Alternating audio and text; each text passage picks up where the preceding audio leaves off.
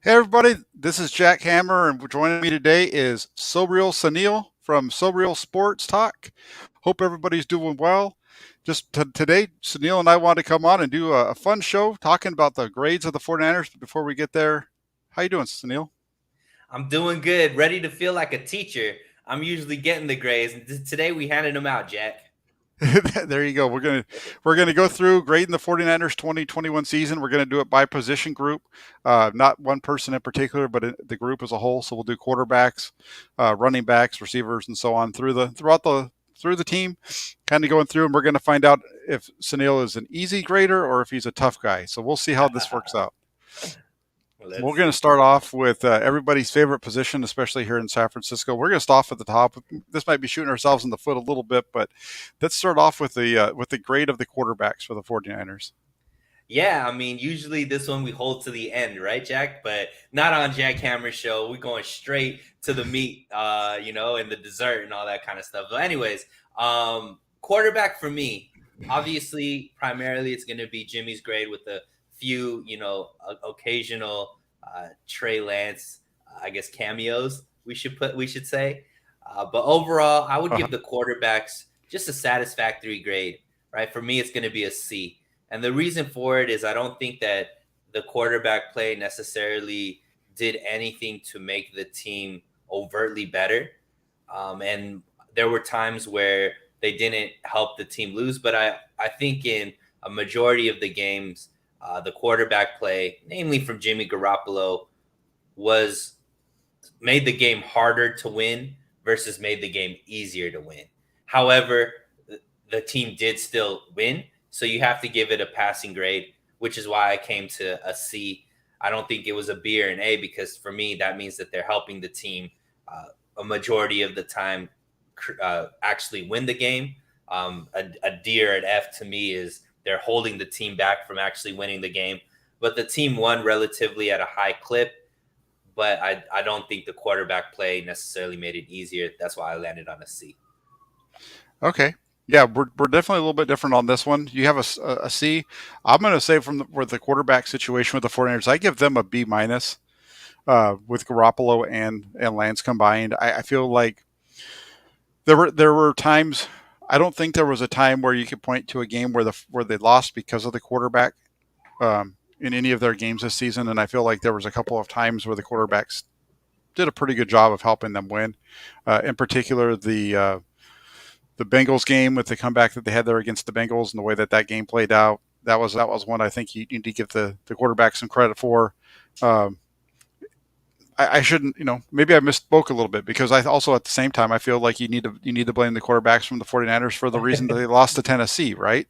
Uh-huh. Uh, but I just feel like there was more positive than negative, and so I don't feel like it was just an average season. I think they were slightly above average. So that's why I go with a B minus. It's just a little bit higher than what you gave them, but I wouldn't even go to a full B grade. I would say for the quarterbacks at the 49ers in 2021, they were about a B minus.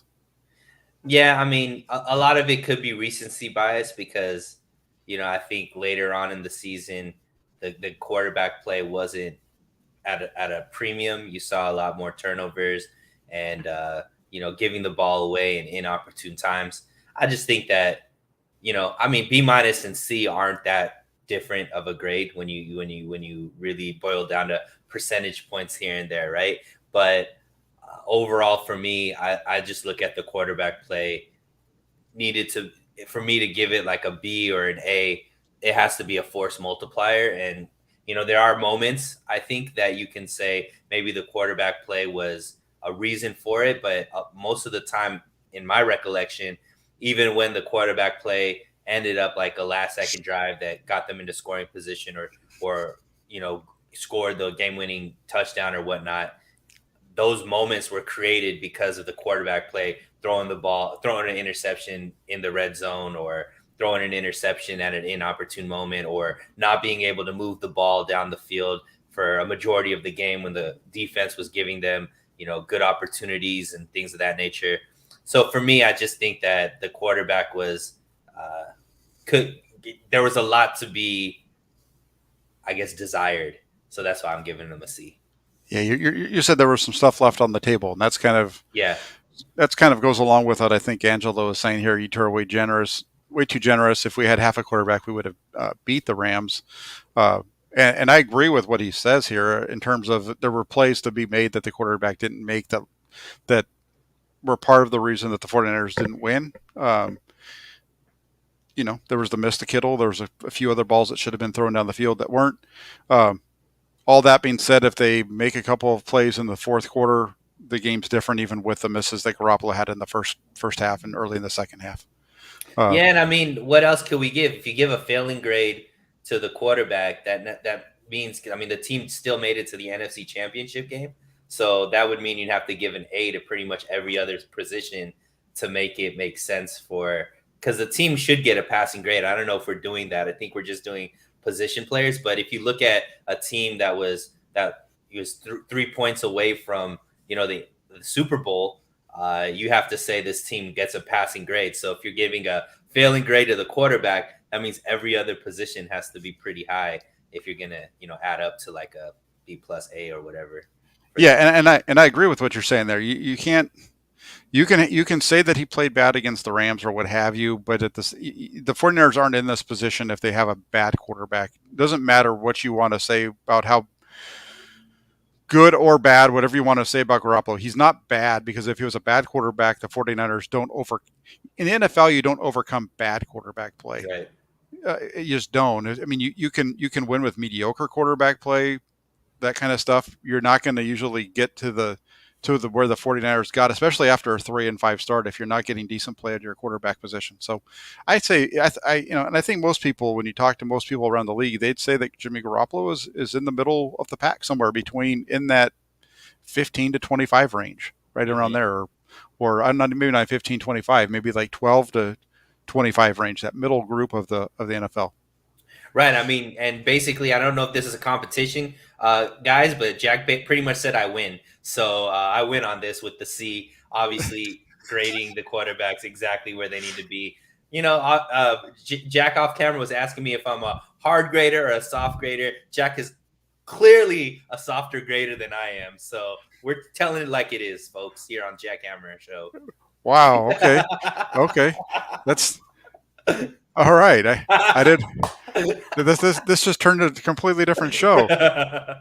No, I'm kidding. But let's get off of the quarterbacks. We might come back to them a little bit later, and the comments might bring us back to the quarterbacks. But how do you feel about the running back game as a whole? Looking at, primarily you're looking at Elijah Mitchell, uh, Raheem Mostert only played had two carries in the season, so it's pretty much Elijah Mitchell and uh, Trey Sermon hardly played. Jeff Wilson Jr., I guess. It was really kind of a mixed bag, because there's a number of guys who kind of played early on in the season at times who weren't even around by week 10.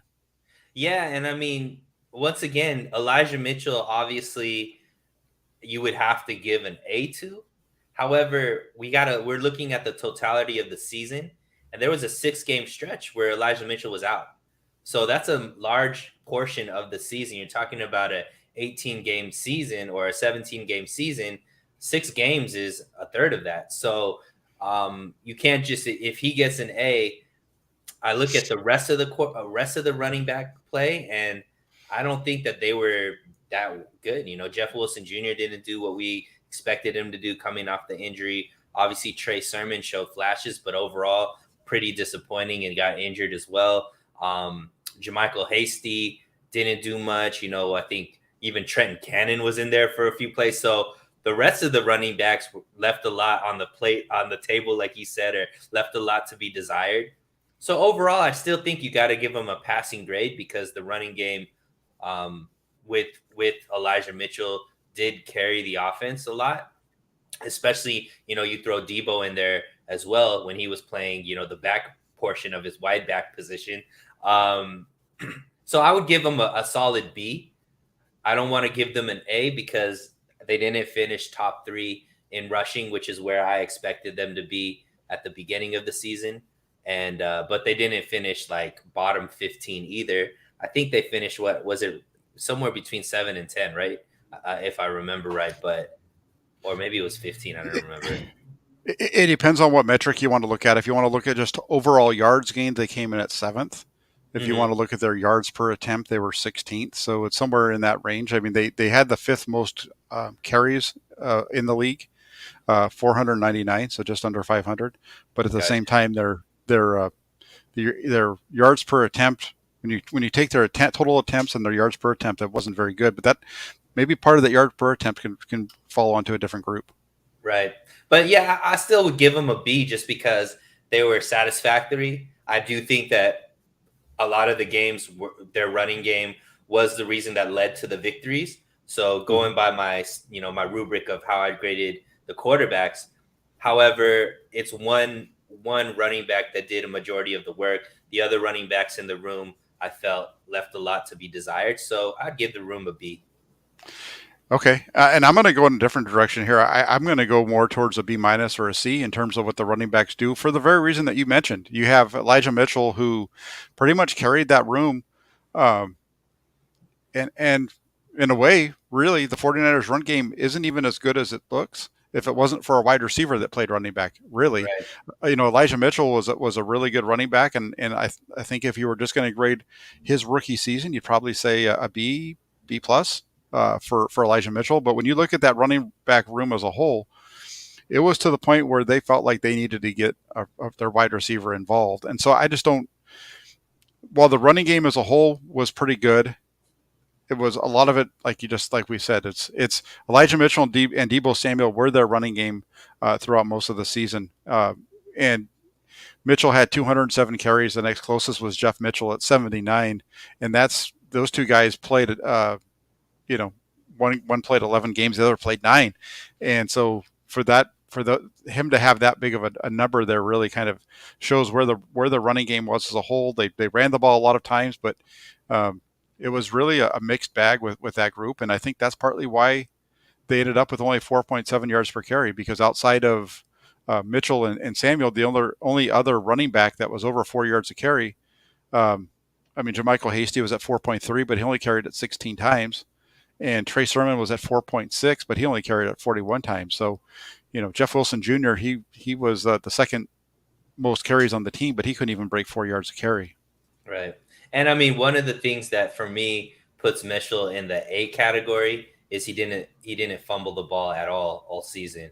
And Yes. especially with the workload you talked about, especially on a team that has a quarterback that tends to turn the ball over, to have a running back there that you could give the ball to and know that it's not going to be lost. And I didn't know this about Elijah Mitchell. He didn't fumble the ball at all during college either. So he's just very responsible with the ball. And I think that's why I bump him to an A, because not only did he put up big numbers in just 11 games during the regular season, not fumbling the ball and with how much of a workload he had, I think puts him in that A category. But like you said, it's not just him. He missed 6 games. There's a lot of other running backs that didn't do what they needed to do, didn't play well enough to get the ball out of his hands so he could have that running back by committee type style of running room that we usually have with the 49ers under Kyle Shanahan. So I still give him a passing grade with a B. You gave him a B minus, so we're still pretty close. Yeah, we're pretty close, and like Goya says here, I think that's how you say the name. Sorry if I mispronounced that one, but just in the film reviews, when you watch Elijah Mitchell, there's a lot of times where he's running up the back of linemen, so it kind of slows him down and things like that. But he's definitely a B plus, A minus level back, especially for his rookie season. You're right, and when you mentioned holding on to the ball, which is huge. And I think the other piece too is KW 2421 says not having Mostert out there really hurt the 49ers. And I agree with that. That's one of the reasons I think that they need to find a way to bring him back, because even if it's just to be in the Debo Samuel role of 10 to 12 carries a game or touches a game, I'd rather have that coming from Mostert than coming from Debo Samuel, because you can get the ball to Debo in a variety of different ways. That's interesting because I feel like there might be a little bit of a change with how they view running backs with Anthony Lynn coming in. I Mm-hmm. actually think Mostert isn't going to come back because if you think about the type of running backs that Anthony Lynn usually works with, they're dual threat. So they're able to catch the ball out of the backfield as well as, run the ball, and so I think that obviously Mitchell's there. Trey Sermon is going to come back because he's still on his rookie contract. I think they bring in a lot more people that are dual threats, Jack, just because of Anthony Lynn being there and now going to be taking over the running back room. So I don't know how you think about that. I think Mostert could fit that. I think Mostert could fit that bill. We saw him, week 1 of 2020 go 80 yards on a reception for a touchdown, and against the Cardinals, 80, 75, something like that, whatever it was. It was a long one. I think he'd fit. I They think need Mostert's in Miami. no, you could be right. I think the thing with the 49ers, though, is they showed this year that they need explosiveness in order to be successful on offense. They're not going to just be able to pound it down your throats repeatedly. That's kind of how it is throughout most of the NFL, though. So we'll see how that one plays out. But it'll definitely be a fun one to keep a track of. I would like to see Mostert be back if possible. I think he fits a need for the 49ers. Jumping over now for we kind of talked about this already, the wide receiver room. Okay, where would you lay that one at? Yeah, so this one's a little bit trickier for me because I don't feel like this. I don't feel like you could blame maybe lack of production solely on the player in this situation. So obviously with Debo, he gets an A+.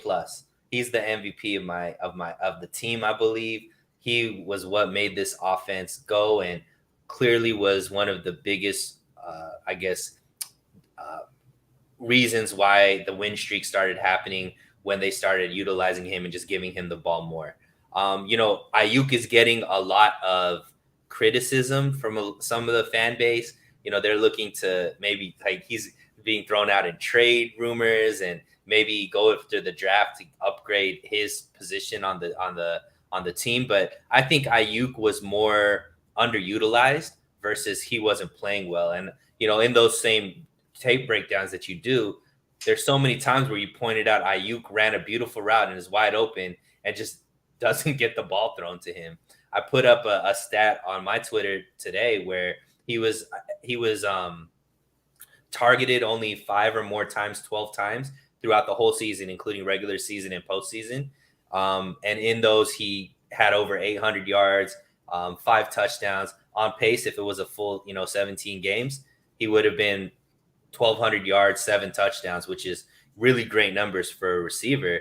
So I give the receiver room a B as well. Debo being an A, and then all the other receivers not really having huge numbers, but I still think that it wasn't because that they didn't play the position the right way. I just think they weren't utilized, whether it be scheme or just decision making by the quarterback.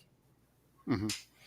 Yeah, I'm a little different of that. I go to I like what you said there. I think when you look at Debo Samuel, Brandon Ayuk, and Juwan Jennings, that trio I think deserves to be given an A-. I felt like that group, they're a very good group of receivers at the top there. Debo Samuel can do multiple things. I agree with you. He's the MVP of the 49ers in 2021 with his ability to do the different things. I feel like Brandon Ayuk is a guy who can go out there and I think Brandon Ayuk is the best receiver on the team. I think when you look at Ayuk and Samuel, you have Ayuk has the best hands. Debo's the best after the catch. And then you have a guy like Juwan Jennings, who's just a solid, big body third down wide receiver. And I think with those three, you get an A-. That's where I would give them. And then beyond that, there really isn't a whole lot because the other guys don't really get very many targets. Mm-hmm. Sherfield got 20 targets this season, which is funny because that's only, that's right. That's about half of what Jennings got. And he was a guy who was playing quite a bit in the beginning of the season in place of Brandon Ayuk and getting those targets that would otherwise go to Ayuk. So I don't know. I'm going to go in. I'm going to say with the receivers, I give them an A- just because of those top three. I know we've talked about with others, but those top three are so much better across the board compared to what that running back room was, for example, and why we went to B- for that group. Yeah, I give them, I would give them an A- just for ability and potential. I feel like if I'm giving an A to a group, I got to see a lot of production. So, like for example, the Bengals receiving core or the Rams receiving core, I would give them an A because a bulk of the offensive production comes from that receiver group, right? Whether it be Cooper Kupp, OBJ, or in Baltimore with the 3 receivers they have there. that are putting up all, really, really big numbers, multiple like a lot of touchdowns, yards, stuff like that. I do believe that this receiving core, if they had a different quarterback that was throwing the ball a little bit more down the field and wasn't just relying on their yards after catch to get their yards, we would have the same type of thing with this receiving core. So next year, we're probably going to be doing the same thing. And I believe the numbers are going to be much bigger, Jack. So I can't give them the same grade when they triple up their yardage and touchdowns and stuff like that, because the offense has opened up. So I got to give them a B right now, because I believe next year we're going to see multiple receivers with over 1,000 yards and double-digit touchdowns. So that's going to move them up to an A as well.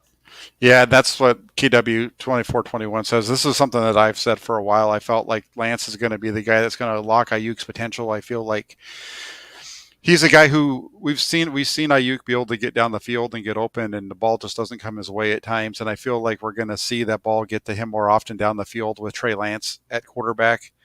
This is something that I said going back to training camp in the preseason when it was at the point when it looked like Trey Lance was maybe giving Garoppolo a run for his money those first 2-3 weeks of camp. I had mentioned that I felt like Ayuk would be the guy who would most benefit from having Lance as the quarterback, and so I really feel like when getting the quarterback in place is going to unlock what Ayuk can do. It's going to bring his game full circle. Same thing I think with the other two as well, and I'm looking forward to seeing what happens here in 2022 and if that's the case or not. So I give them a B or an A-, excuse me, partially off of what they did this year and also knowing that there's more there and they were maybe held back with the quarterback not hitting them on some stuff that should have been hit. Nice. All right. So you're grading on a curve. I'm not grading on it. I'm grading right down the fairway. The wide receiver group, I think, with the 49ers is much better than people give it credit for. I think they're very elite, and we're going to be able to see it finally next year, I think. Yeah, and then we jump over to the tight ends, and this is a little bit different room. So, yeah. I don't think this one is quite as positive. Yeah, I mean, once again, I think a portion of it is utilization. A portion of it is, and I kind of talked about this on my channel, Jack, I asked the question, is George Kittle utilized properly by the 49ers? And, by the numbers, I think he still had over 800 yards, had, I forget how many touchdowns, but, numbers wise, it's still a decent role. But I think when you look at the elite tight ends and the numbers that they're producing, like a Kelsey or the tight end in with the Raiders, it's slipping my mind right now, and I have them in all my fantasy teams. But anyways, so he's not putting up. I think he should be 1,000-yard pass catcher every single year, and I don't know if that's because of the quarterback play, the scheme, but because of his ability to block and how much they need him to block during this running game. I feel like he doesn't get utilized as much and just targeted as much as he should on a consistent basis. So for me, it's once again, production isn't where I would like it to be. However, I still think it's an elite room because I think George Kittle is, top 2 tight end in the league. So I'm going to stick with that B again because I believe next year with the better quarterback play or at least the quarterback that's willing to take more chances down the field and is a little more accurate with his long ball, I think we're going to see more production out of the tight end room. Yeah, and the tight end you're thinking about with the Raiders was Darren Waller. So, yeah, Darren Waller. I give the tight end room of the 49ers a C, maybe even go back to a C-. Wow. And that's really when you look at George Kittle. I feel like George Kittle is a top tight end in the league. He had 71 catches, 910 yards. He was second on the team, tied for first in the team, in touchdowns at 6. And that's with him kind of disappearing at times. And I think the disappearing isn't his fault. I think it's the quarterback not getting the ball to him. Mm-hmm. Him being open and the quarterback just missing him on a number of occasions. And so for me, I say you look at that and so you say you want to give him an A, but then you need to look at the other tight ends, and I have a hard time saying that they're anything better than a D, because you look at Charlie Warner and Ross Dwelly, they combined for 11 catches and 103 yards. So that's just not getting it done from your number two and number three tight end. And I know that they're primarily used as run blockers, but you need to be able to get more out of them than that. So for me, I give the tight ends a C minus. I wonder how many times they were targeted They compared to weren't what hard. they're Again, it's not very much. It's only right. Werner and Dwelly were only targeted 11 times total, and the two had 9 catches. So So I mean, nine. you can't really expect them to, if they're only targeted 11, they're catching 9 of those balls. I think that you can't really put that blame on them. Which is once again, I think we're doing this with all of these with the pass catchers is because we're handicapping them based off of the decision making maybe of the quarterback or the ability of that quarterback to get them the ball, which is why I gave the quarterback room a C, because it's obviously bringing down the rest of the team. And I think that plays a role in why I graded them where they are, and why I'm grading the rest of the players where they are. Yeah, I think you're wrong. It's not the tight end. It's not the quarterback's fault.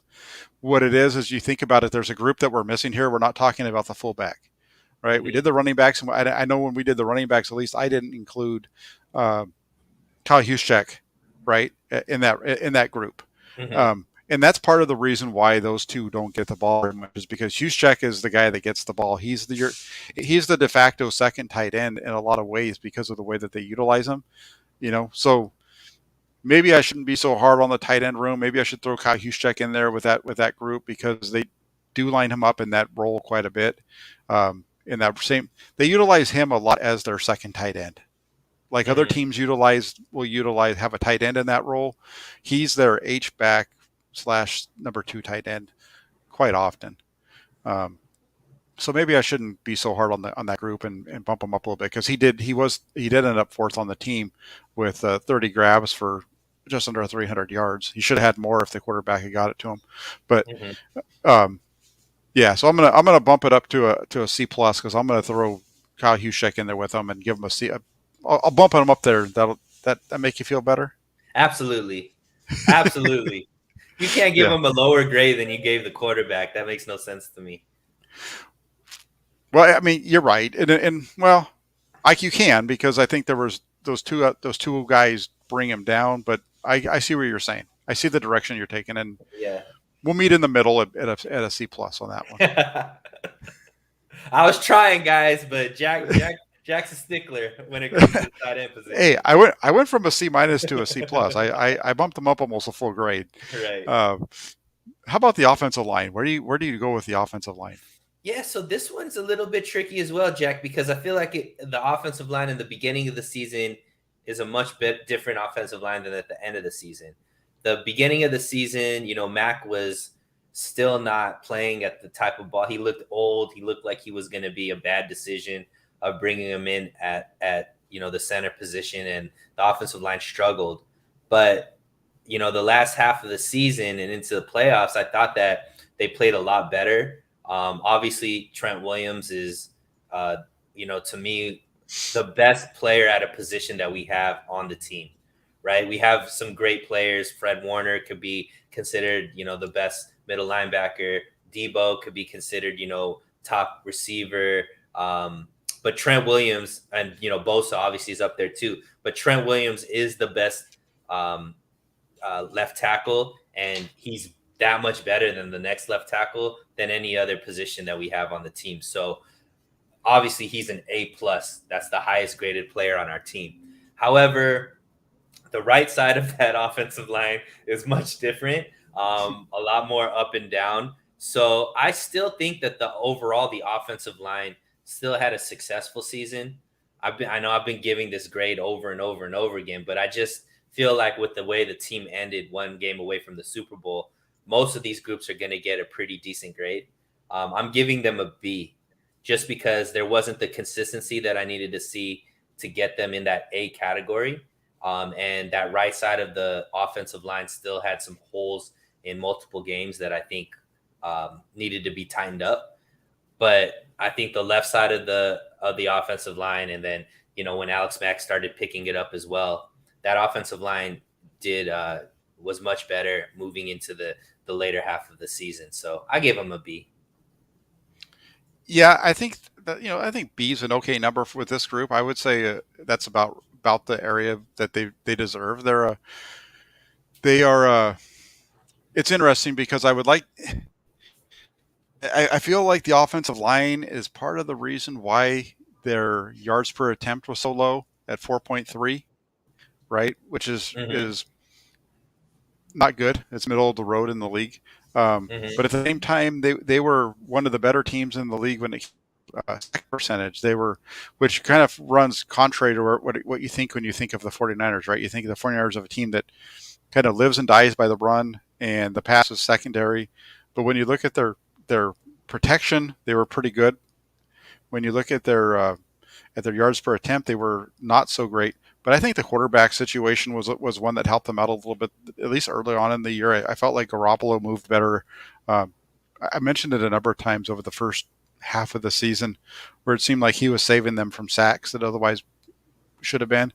Yeah. Not saying that the play ended up as a good play, but instead of it being a sack, it was something else. And um, Yeah, I remember you shoot, talking a lot about his quick release. You were giving those numbers early in the season where his release was actually quicker than Tom Brady's, who I think was second in those same weeks. So he definitely played a role in that. I think one of the other reasons why the run game wasn't as effective through the offensive line was the injury of Mcglinchey. For you kind of mentioned it on Twitter today as far as he's getting a lot of criticism. In the past game, as far as pass blocking, yeah, there's much to be desired from him. He's not necessarily an elite pass blocker, but when it comes to run blocking, he is very elite. And I think that the team did miss him in the run game, being the right tackle there. With him being injured for majority of the season. yeah, I felt like just McGlinchey is, and just looking at him alone, I think he's a guy who, um, he was a first round draft pick at the top of the drafts. I think that's part of the reason why people look at him and are so harsh on him. It's part, I think, of the reason why they looked at Garoppolo and were so harsh on Garoppolo is because of the fact that he was getting paid $25 million, whatever his cap hit number was, and so on. Um, and so with McGlinchey, you're getting a guy who is a pretty darn good run blocker. I would say they pretty much kept their run blocking. I don't think they really had much of a drop off without him on the field. I think there was, but it wasn't. It was pretty negligible. Um, and if anything, it was the pass protection that dropped off. What Deebo Samuel did really made people think that Tom Compton was playing better than he was. Mm-hmm. Between when you watch the film, between what Jimmy Garoppolo and Deebo Samuel were doing, Garoppolo with getting the ball out of his hands quick a number of times, and Deebo with his run ability, it really cleared up a lot of things that were some issues in front of them. I think the overall offensive line deserves a B minus, probably a B minus, because I think they're a pretty darn good run team. I would say they're probably in the top 10 in the league overall. And if the 49ers can shore up their right tackle position, if Mcglinchey can come back next year and they can figure out that right guard, I think those two spots, if they can figure those two out, they're going to be okay. And at the same time, Well, we they have have Laken to bring Tomlinson. yeah, have to bring Tomlinson and see what's going on with Mac if he's coming back or not. Has he made a decision yet? There hasn't been any word on either Right. on that as well. So if when you look at it, take Tomlinson as a guy who could quite easily end up in Miami. If you're Mike McDaniel and you're trying to build a program out there, you're looking for a guy who is going to be playing day in and day out. Tomlinson, you can't get too much better than that as far as up front. Right. So it'll be interesting to see how that plays out. But I think the 49ers this year on the offensive line were pretty good, and I would give them a B minus on that front. Mm-hmm. Let's switch over to the defensive side and take a look at the defensive line. I think this is one that everybody likes. Yeah, so I haven't given out an A yet, and this would be my only group that I would say is in that A category. I'll give them an A minus for the defensive line. I think, especially with the way this defense was built, without the defensive line playing at a high level, the rest of the defense can get exposed, especially with the cornerbacks being kind of a revolving door with a lot of injuries and patchwork with, lack of depth and the rookies not being ready to play, immediately and all that kind of stuff. So I think that the defensive line was elite. They disrupted a lot. Obviously, Nick Bosa being the star of the defensive line. I think Eric Armstead played phenomenal. And then the rotation of other guys with Jones and, Givens and, with even the guys they brought in like Omenahu and Willis coming in at the end of the season and, Arden Key and, all the guys that were there on the rotation, I think played much better than what we expected. And obviously with the anchor Bosa being able to play the whole season, I give them an A minus. I think that I'm not giving them a solid A because we need that one extra consistent defensive end to step up each week on the other edge. I think to give it a solid A, but just for what they did and how they anchored this defense and this defense still being a top 7 defense, I think you have to give them a bulk of the credit because they had a bulk of the talent was put on that defensive line. So I think they succeeded. So I give them an A minus. Yeah, I'm right there with you. I think it's an A minus as well. I think this group and your wide receiver groups, those are the two best groups on the 49ers from 2021. When you look at the top 3 of the wide receiver group, the ones that were primarily on the field, they were very good. You look at the defensive line for the 49ers, and not only the starting group, but with the defensive line, you go all the way through. I mean, they really probably should be a solid A in a lot of ways because you've got Bosa and Ebicom and Armstead and Jones. That front 4 of your starting group played so well, and then you have like you said, you have I'm going to miss guys because there were so many of them. Menahu and Willis and Arden Key had a really big year. Kevin Givens made some big plays down the stretch of the season.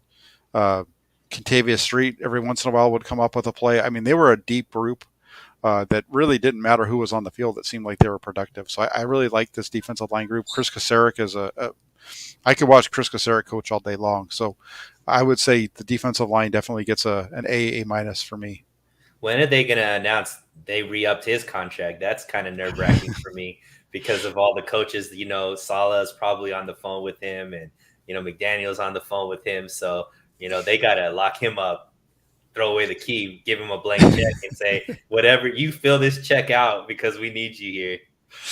Yeah, I agree. I think he's the one guy. I had this conversation with my brother yesterday. We're talking about maybe who's going to go to Miami. I don't think there's a lot of guys on the 49ers staff that would be willing to leave. You look at the 49ers and you got the offensive line coach isn't going to go to Miami. If you know the history of his history when he was coaching with Miami before, he's not going to be back with the Dolphins. Mm-hmm. The running back coach, he's a Shanahan lifer. So there's not a whole lot of guys there on the offensive side of the ball. The defensive side, you get a little bit more nervous, and Kasarik is one that I would be worried about. Another one could be Unland, the defensive backs. He's been a coordinator, I believe, in the past. So on the defensive side, I think you might see some other guys on that side go. So it'll be interesting to see how that plays out with the Dolphins situation. He can't leave, man. That would be one where it would be you got to look Shanahan in the and judge him if he lets that guy walk away. So that's one that I think you have to bring back. One coach that you have to bring back. Yeah, and let's jump real quick over to a question here from Dusty. I want to throw this one up here. He says, this goes back to our offensive line piece. He says, drafts a center on day 2. Centers aren't coveted as highly as tackles or guards. Can get a good one on day 2. And I agree. I think the 49ers need to get a center this year. Not one that I expect to maybe play in 2022, but one that they can get to develop so that he's ready to play in 2023. What do you think? Yeah, I mean, I've been trying to, talk about this a lot on my channel, Jack, with, 49ers after 5 years of this regime drafting, you kind of see tendencies as far as how they're able to grade certain positions. And I think that they tend to not grade the offensive line position very well. They tend to, pick a certain person when they could have, like last year they picked Aaron Banks when they could have picked Creed Humphreys, right? And Creed Humphreys goes on to have close to, I don't think he was a all pro, but had a really really great season, and Aaron Banks didn't even make play a snap. So I hope that they don't use one of their second or third round picks on a offensive lineman, just because I feel like they're going to make the wrong decision. But fourth round and onwards, there's a lot of centers that are available. I think it's pretty deep for the center position. I think in the fourth round you could get a decent guy that could come in, and hopefully Alex Mack comes back another season, can learn under Alex Mack, and then 2 years from now be there as the starting center behind Mack. Yeah, and I don't think you're too far off when you talk about that, because it does seem like they've struggled a little bit when it comes to drafting and developing offensive linemen. They, Mcglinchey, he's a middle of the road, maybe top 12, 13, 14, 15 tackle, right tackle. Mm-hmm. I'm not sure where you'd put him. But beyond that, that group is pretty much just guys who are bouncing around. Um, Their best offensive linemen are guys they found in free agency: Trent Williams, Laken Tomlinson, and Alex Mack. Right, those are three guys they brought in free agency. And then you even look at Javon Kinlaw. They could have picked if they would have graded Wirfs higher. Now you don't have that issue with the right tackle position, or he could fit in maybe at a different position. So that's what I'm saying. I feel like they don't grade out offensive linemen quite as well as they do linebackers or running backs, or those other positions. I feel like they should utilize their draft picks, their premium draft picks, more on stuff that they've been able to hit on more consistently versus taking an offensive line. I just don't have faith that they'll make the right choice, and I'd rather them not utilize the second round pick on something that will end up being what we saw with their second round pick this year, not even making the field. Yeah, I agree. And then one other question from Dusty, and this is just the 49ers overall when it comes to their first round draft picks. What does it say about their scouts assessing first round picks, or is it Kyle and John's decision, and is it really their reason? Are they the reason that the first round picks have been less than stellar? Let's say. Well, I disagree with. I think that's a narrative that is, your first impression is always the hardest one to get out of your head, right? And that 2017 draft in the first round was brutal, picking Solomon Thomas and then trading up to get Reuben Foster. So I think that sticks into a lot of people's minds because you look at that and say they went over 2. But if you look at the overall, what they've done in the first round, Nick Bosa obviously is a superstar, going to be one of the best defensive linemen in the game. I think Brandon Ayuk is going to be one of the top receivers, when utilized the right way. I think we've seen a lot of flashes that he's going to be really, really good receiver, and I wouldn't consider him a bust at all. And then you go Mcglinchey, he's been a starter every single year. Now, maybe he's not an all-pro level type offensive lineman, but if you're going to get a 4-year, maybe 5-year starter out of Mcglinchey with that first round pick, you got to say, okay, this is a good pick. Then it comes down to Kinlaw. Obviously, right now Kinlaw is looking like he can't get on the field, but when he is on the field, you can see that he could be a good player, especially in the run stopping and things of that nature. It's just whether or not he's going to be able to stay healthy enough. And maybe that's a bad pick, but I still feel like they've hit pretty well with those 3 picks that I mentioned. And, whether we'll see what Kinlaw does, but, if they take out that 2017 draft, I think that they've done not too bad of a job in the first round. Yeah, when you really look at it overall, they haven't done all that bad. They're the Ayuk one is an interesting one. I like what Ayuk does. It's T. Higgins. I think I would have been fine if they just stayed at 31 and taken T. Higgins instead of doing the trade up to get Ayuk. I would have been fine with that. I think he would have worked out well. But the Kinlaw one is hurting them. So it'll be interesting to see how that one plays out. And they just need to find some guys that can step up and pass protect, because these guys, Aaron Banks is one of them, and the other one is the other Jalen Moore. Those two guys that they drafted last year, especially Banks. He's their second guy that they drafted up high. Both of them coming out of Notre Dame, and they really need him to be able to step up and play big for them this Yeah. year. And So. you know what's funny is I've done a lot of these mock drafts with the mock draft simulator on PFF, and in the fourth round, it always seems to be the center out of Notre Dame being the pick that I end up deciding. So I was like, man, 3 offensive linemen from Notre Dame. All, I don't know, maybe just because he comes from Notre Dame, maybe I should run the opposite direction just based off of what we've had with the Notre Dame offensive linemen so far. Yeah, no, I agree, because that would be funny, right? If you have another one, because there's they seem to like those Notre Dame offensive linemen, and I don't know. We'll see how it works out. Banks is going to be one that's definitely going to be looked at really hard this season, because it's going to be year 2, and they have needs at both guard spots most likely. Was there ever any explanation as far as why he saw no snaps?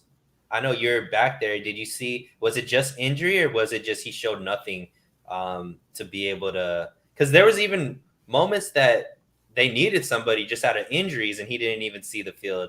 So was he just injured, or he's really that bad? No, well, I don't know where he is in terms of the rotation. Remember, he wasn't even dressing the first 5 or 6 games of the season, something like that. And then they started dressing. The only time that I remember seeing him on the field was against Jacksonville. Mm-hmm. That was the first time I remember seeing him on the field. He was out there with the early in the problem, I think, with him was he got hurt against Kansas City in the first preseason game. I think that really set him back.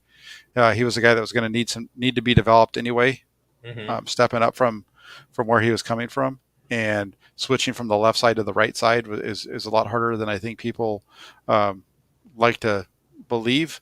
And that loss of time for him, I think, really set him back, and that's, I think, why he ended up not playing very much. So it'll be, now he's been in the league for a year. He's been practicing on the right side. He should be fully healthy for 2022. So I think it's kind of not a make or break year, but definitely one where we need to see him step up and play. Right. And play. Especially with where they are with Brunskill and Tomlinson. So sliding away from the defensive line, where do you put the linebackers? We got about 10 minutes to go here. Right. So linebackers for me,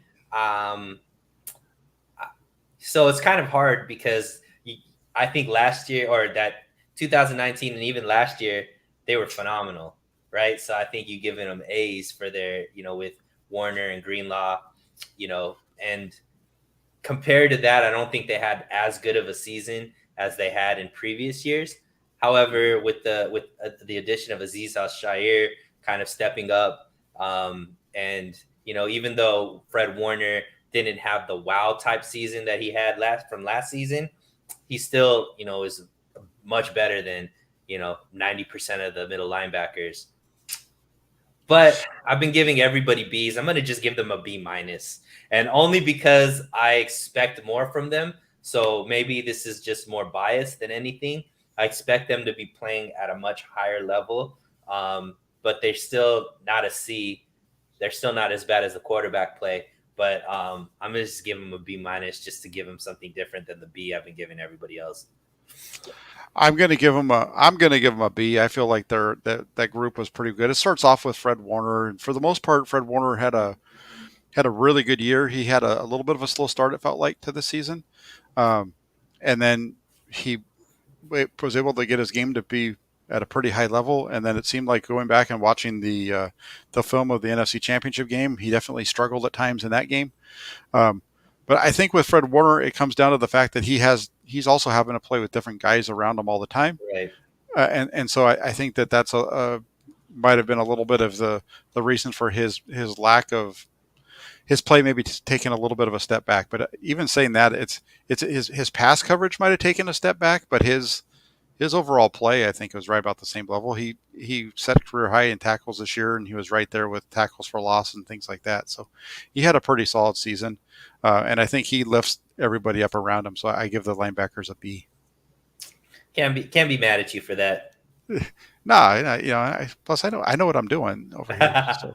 We'll see. I don't know about quarterbacks. Wow. That quarterback grade was kind of high, but all right. A minus isn't bad for Jimmy Garoppolo. What are you talking about? Kidding. It was a B minus for those you tuned in late. Secondary grade. What do you give them? Yeah, so this one, you know, once again, I think they did much better than expected once you saw Verrett go down in that first game, right? So Mm-hmm. I think Mosley and Ambry Thomas at the end of the season, I'm very excited about them moving forward. I think that we finally found our two, cornerbacks moving forward. I think they're going to be really good. Maybe not really good as far as like elite Pro Bowl type players, but really good for what we ask for them in this defense, knowing that the cornerbacks are always the weakest out of the four levels of the defense, right? Defensive line is going to get the most. Linebackers, safeties are always going to have the most talent in the secondary. The cornerbacks are usually like the fourth, the weakest link. But I think these guys are going to be extremely good for us for what we ask of them. I'm going to give them a B minus as well. B minus, C plus kind of grade, just because they, whenever there was a weakness on the defense, they tended to be the one. Obviously, in the Rams game, they got eaten alive by Cooper Kupp and OBJ, which caused caused the 49ers to not make it to the Super Bowl, but they're one of the main reasons for that. So I'm going to give them a B minus, C plus grade around there. But overall, I'm happy with them moving forward. Yeah, I think the secondary as a whole, I think you need to give them a B. I feel like they were a pretty solid group. I think the defense overall was really good this year for the 49ers, and I would say a B is a pretty good grade for the secondary. And I agree with you. I think the way that they were able to kind of stay the course after Jason Verrett went down early in the season and get through a good chunk of the season before Ambry Thomas was able to Step step up. into the lineup and show what he could do and play I wouldn't say high level, but he played at a pretty good level for a rookie that didn't get in until late in the year. Um, so I'm pretty happy with Thomas. I think Mosley's the guy who uh, the 49ers need to look at possibly even extending because he's going into the final year of his contract. Mhm. Uh, and then, on the backside, you have Jimmy Ward, who is a really good safety, and same with Jaquaski Tart, both those guys. If there was a weak link in the secondary this year, I think it was K'Wan Williams more than either of the two outside corners. Right. And I guess I misread this. I thought we were doing cornerbacks and then safeties separate, but if the safeties are in there, then that raises the grade up because I would have given the safeties a B plus. So I'll stick with the solid, giving them the B with that. And yeah, I think K1 was the weakest link of this whole secondary. I really feel like they shouldn't bring him back in the offseason. They should just kind of let him go to the Jets or to Miami or another team that signs him. And that second round pick, I think they should go after another corner or safety with that second round pick. I think there's going to be a couple of guys that will fit in very nicely with the 49ers defense that will be there at 61. So that's what I'm hoping they'll go after. Yeah, the K'Wan Williams thing is going to be something to keep an eye on because everybody felt like he was going to be in New York, right?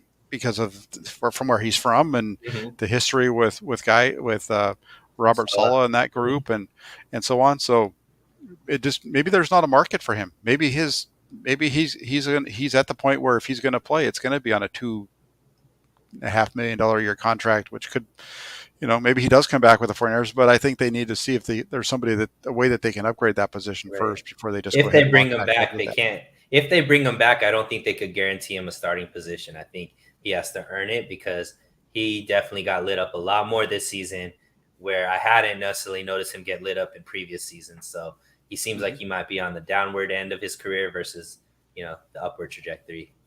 I agree with you. I agree with you on that. Let's jump over to everybody's favorite, the special teams. Yeah. So We'll just do this all as one big group. I mean, I'll give them a C, just because that Green Bay game. I think they get a lot of points for what happened in the Green Bay game, but there were also a lot of reasons why this team struggled. I think with injuries and just muffed punts and things of that nature. But I'm just gonna give them a C. I think everybody knows why. Yeah, I disagree with you. Okay, A C is a little okay. high. I mean, I'm not going. Oh, hi. I'm not going to the D or the F range, but I'm going to say they're a solid C minus at Okay. least. This is a group that's not even average. I don't think you can say that. I understand the Green Bay game, and they get a lot of credit for the Green Bay game, but outside of that, they were not a good unit. Um, Well, and so you gotta say Robbie Gold, I think, did his job phenomenally. Like especially in the playoffs, he didn't miss a single field goal, single extra point. So you got to give him a solid B, maybe even an A. I think Mitch Wishnowsky, for the most part, did a pretty solid job as a punter. Right, he didn't muff any punts. He usually did his job as far as punting.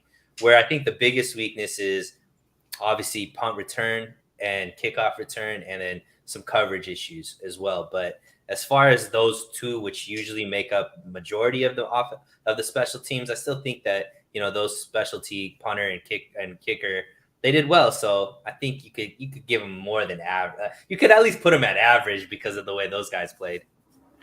I only get them I like what you're saying, but I think that's probably the only reason why they even get to a C minus is because of the kickers. The coverage teams were not good.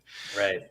The 49ers returning the ball to the 25-yard line, if they actually returned the ball, the 49ers were better off to have the ball go into the end zone than to have somebody to have to return it most of the time. Because most of the time, if they were asked to return a kick, and they actually had to feel it, that they were usually not even making it out to the 25. So I don't. I think the only reason they even get to a C minus is because of Wishnowsky Gold. and Robbie Gold. Beyond that, I don't think that's beyond that, I think they're pretty poor, and I think that's why Richard Hightower is not here anymore. Hmm. He's uh, He could be the he got it. Bears' problem. Yeah, he got hired away. You don't let somebody go like that if you really want to keep them. Hmm. It's not like he was going to go to Chicago if the 49ers wanted to keep him. So I think the 49ers just let him walk instead of having to fire him because I feel like they were pretty bad on special teams on both sides of the Yeah. all around the last two seasons. So Look, um, I'm positive. I'm the positive person. I tend to look at the good things, and I think Robbie Gold and Mitch Wishnowsky played very well. So I hate to give them a failing grade, so that's why I gave them a C. yeah, But you're right. well, I can't argue again, with you. The rest of the special teams wasn't very good. yeah, I think those guys are the well, and I should say there was one more too. I feel like the Gold, Wishnowsky, and you have to put in Tabor Pepper as the snapper. He's one of the better snappers in the league. So I think Mhm. that group of three is pretty good. It's the coverage and the return units are where you're worried about and the problems. Mhm. And so when you grade that the special teams as a whole, you're talking about the punt coverage, the kick coverage, the punt return, and kick return. Those four units did not do a very good job. So I think C minus is even generous on my part. So, so there you have it, folks. I think Suneil and I did a pretty darn good job of getting through there. It was an hour. I wasn't expecting it to take us quite that long to get through all of the grades, but for the most part, the 49ers were I think a B team throughout the year, don't you think? Yeah, I mean, and for them to only almost make it to the Super Bowl being a B just shows how good this team could be once everything's firing on all cylinders. Yeah, for sure. For sure. So that's the show for tonight. Now, Sunil and I do have some things that are in the works that I'm really excited about, and I know Sunil is as well. Uh, Absolutely. we're looking at kind of doing a throwback theme, kind of something that a little bit different. We'll have some more details on that once we get it worked out. But was talking to Sunil about this tonight and what we could do for tonight's show, and I realized how the difference in our ages. So we're gonna get to work on it, and we'll put it together, and it's going to be a lot of fun, and definitely looking forward to debuting that here either next week or the week after with Sunil, and uh, putting that out there for you guys. So Sunil, I appreciate you coming on. You have anything that you're going to be doing over on your channel soon? Yeah, I got a show on Wednesday night. I'm gonna be having going live on Wednesday, and then probably Friday, Monday, Wednesday, Friday is usually when I'm on my channel. Usually around 6 p.m. Would love for you guys to come over. So Real Sports Talk on YouTube. Subscribe over there. I'm trying to get to 1,000 subscribers as soon as possible. And, I'm going to be here on Jack's channel. He's going to be on my channel regularly. And I'm actually hopping on to Jesse's channel right after this. So could catch me over there right after this if you guys want some more of me. Yep. And I know you're late, so I'm gonna let you go. But before we head out, I'm just gonna say, get over to Suneil's channel, like and subscribe over there if you can. If you can, also subscribe to this, like this video if you can. Also, make sure you hit that little bell notification so every time we go live, you don't miss any of the shows. And beyond that, go check out 49ers.pressdemocrat.com for all the latest write-ups that I'm doing as well. That's the Inside the 49ers blog over there. So thanks for everybody for tuning in. Thank you, Suneil, for hopping on and going through the grades with me tonight. Take care, everybody, and we will be back on Thursday night with the Hammer and Nails show.